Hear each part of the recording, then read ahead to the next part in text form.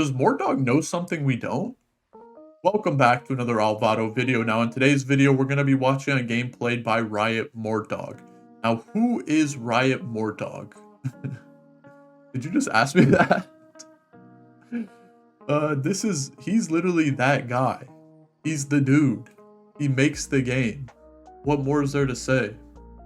This map is kind of lit. Is this like the new map? He's got the new super. We're playing on set 8 PvE. There's a whole lot of changes, but simultaneously not very many changes.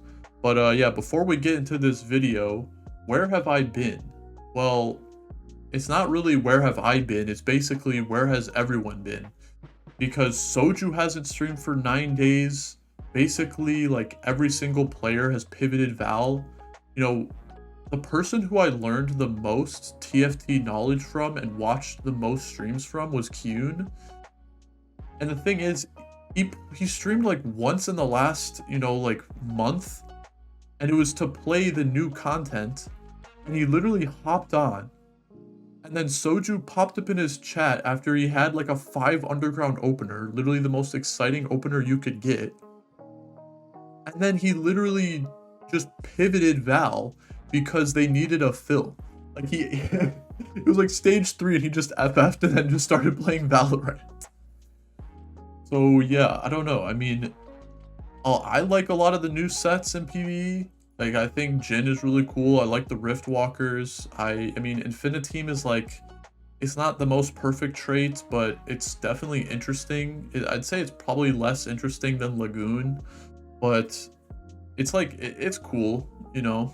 I think, honestly, I just really enjoy playing Jhin, so I might play like a decent amount of 8.5 just to try and figure out the best ways to play around playing Jhin.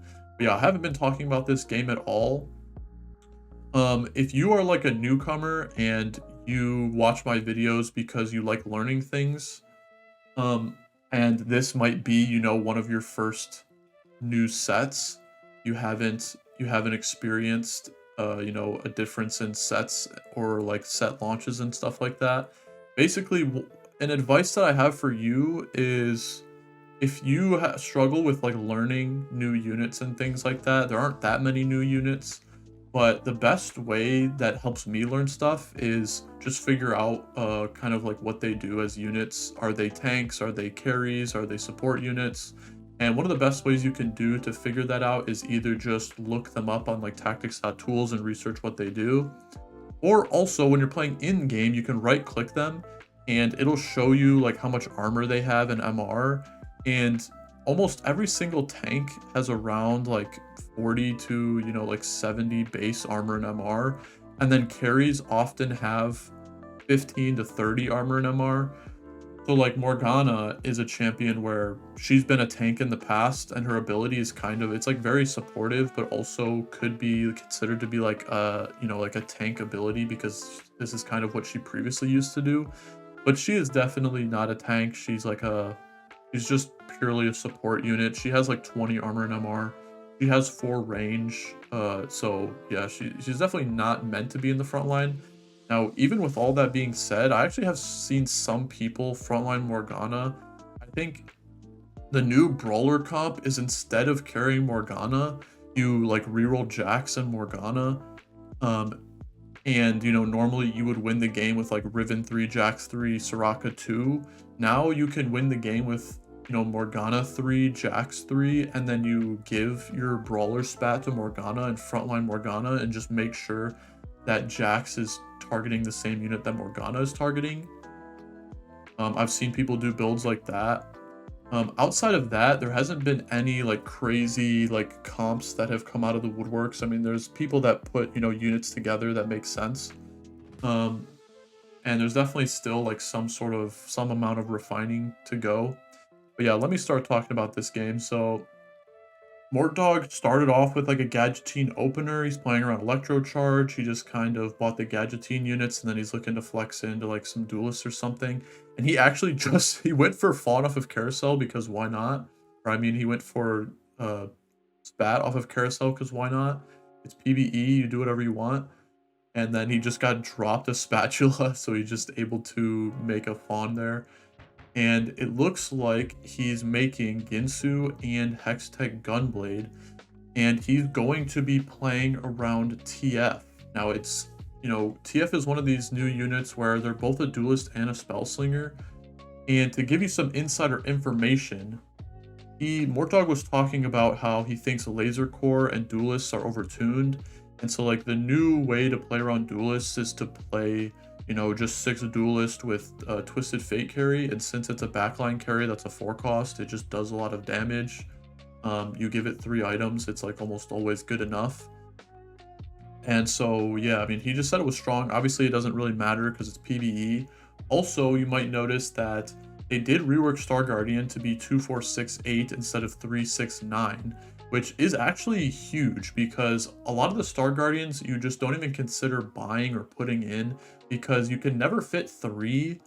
And even if you can fit 3, most of the time you have to play a unit that you don't want to, and just getting like 40 bonus % mana generation is just not worth, playing like a random trash unit that doesn't fit in your comp at all. But now that Star Guardian is 2468, you can often, figure out spots where it's okay to play 2 Star Guardians.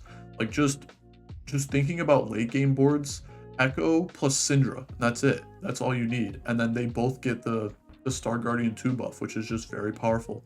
They nerfed it to be like 35% mana, but it's only 5% worse than what the previous iteration of 3 Star Guardian used to be, and all you have to do is field 2 of them.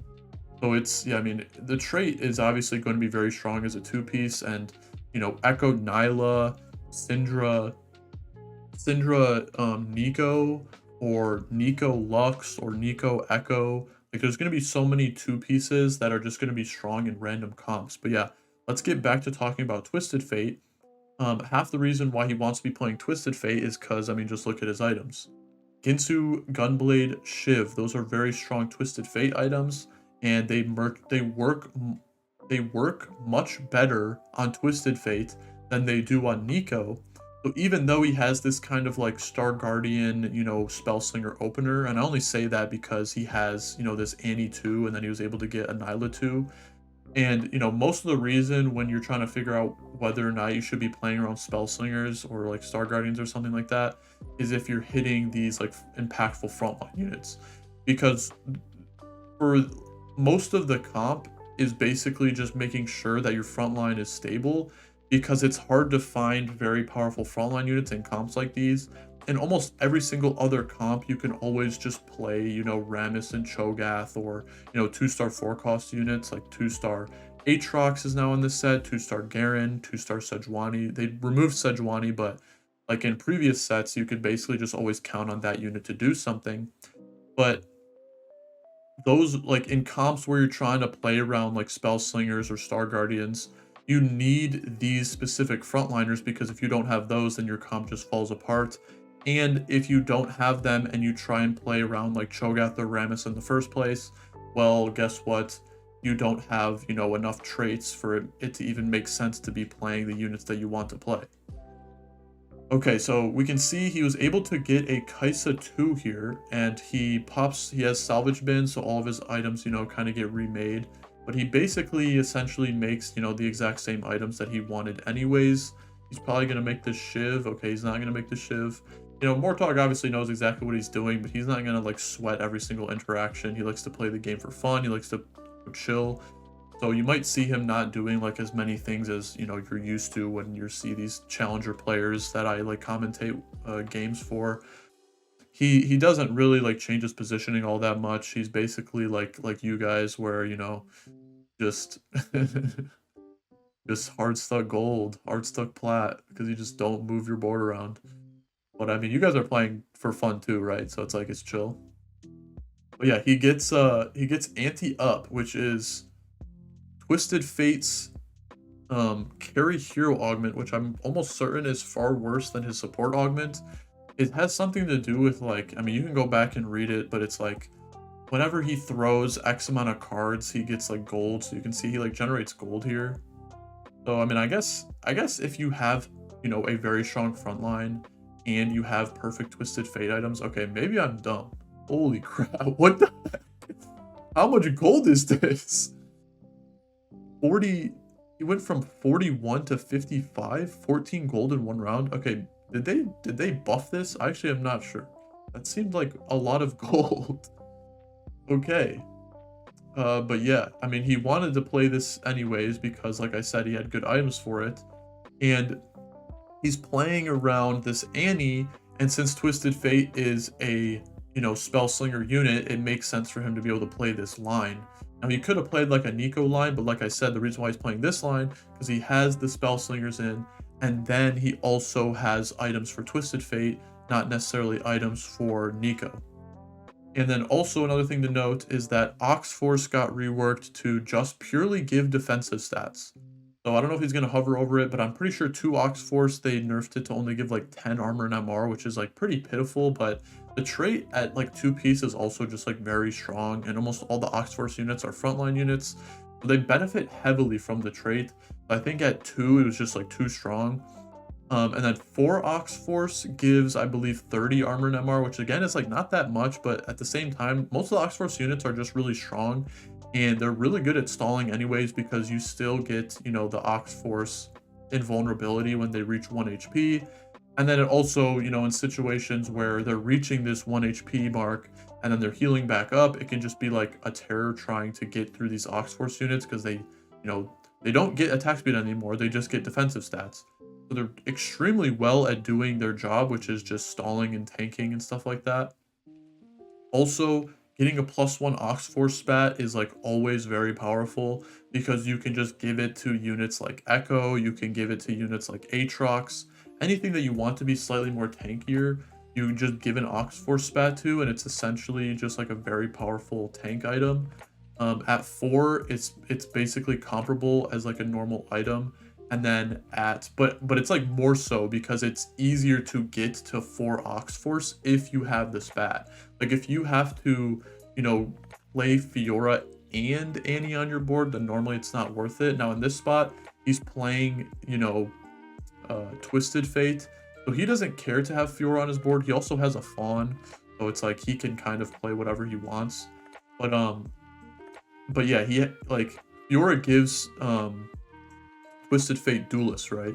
So he doesn't really mind playing the Fiora, but most of the time you don't care about having 2 Duelists in, so you don't want to play Fiora, or like conversely, you don't want to play Annie. Most of the time you don't want to play one of them if you don't have to. So yeah, the Ox Force spat just is essentially like a Fawn, and it makes all your other Ox Force units tankier because it's not just buffing the one unit, it's buffing every other unit. But yeah. So he's able to get this Nico 2. He still hasn't gotten a Twisted Fate 2. But this Twisted Fate for sure is like generating a bunch of gold.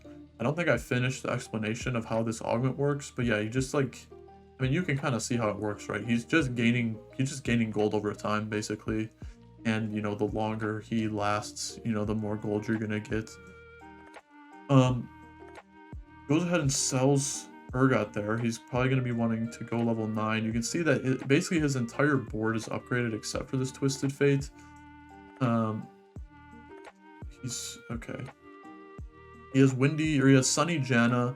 There's not too many changes for the 5 costs. All they did was remove Aphelios and add Ezreal. Ezreal fills a very similar role, but they're very different champions. I'll probably make, like a video about Ezreal another time because he is sort of complicated. He's also kind of bad right now. So yeah, I don't really feel like talking about him. But yeah, okay, so he wants to make this Chalice on Janna. So he goes ahead and sells this Viego too. He also doesn't really care that much about 2 Viegos. Hits level 9 on 5-3. 5-3, he's able to hit level 9 because of this Twisted Fate augment. Twisted Fate 1, by the way. He still hasn't found another Twisted Fate. But it doesn't matter because, his frontline is strong. As soon as he hits level 9, he finds a double Fiddlestick shop. And he's just going to kind of run away with the game at this point. I think I'm just going to go ahead and fast forward a bit because, yeah, there's not too much more to talk about for this game. He kind of just ends up, being level 9, being very rich, rolling down his gold. He finds 2-star 5 costs. He puts the 2-star 5 costs in his game. And And yeah, I mean, like his board is just too strong for the rest of the lobby. He has double chalice, twisted fate. Let's see how much damage this twisted fate does. So he kind of like throws these cards out. He's definitely like satisfying champion to watch, but the issue is I feel like he doesn't fit too well in that many comps, I guess. But at the same time, I guess it probably doesn't matter because if 6 duelists is strong, or if, you know, spell slingers are strong, which I feel like they are, and this comp is probably going to be one of the best comps in the game because there's literally a 2-star, or there's, you know, there's a Nico that has spell slinger, and there is Twisted Fate that has spell slinger. So there's 2 carries that possess the spell slinger trait, but at the same time, I think it's okay because realistically, both of the champions don't really do that much unless they are both itemized.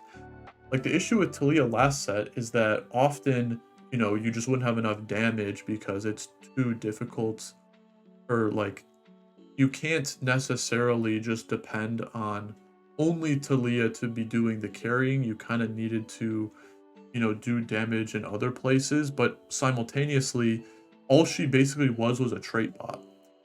So I think it's okay to have 2 4-cost spell slingers because almost always one of them is going to be holding all the items. So the other one isn't going to be providing, you know, that much value. Like 3-item Nico and 3-item Twisted Fate are probably both menaces. But to be in a spot where you're able to itemize both of them is going to be like very little. Like it's probably not going to happen too often, right? So if you're able to, you know, itemize one of them, I don't know if you just saw the damage there, you can go back and look at it, but basically the Twisted Fate did like 15k or something, and this Nico 2 with 2 items. Now the items aren't like the best, but it's still a 4 spell slinger, you know, 2-star guardian Nico 2. The Nico didn't even do like 2000 damage. She did like 1500 damage. So yeah, you need like perfect items for both of them if you want them to both carry. He's playing against a Jinx 2 carry, and it's almost stage 7.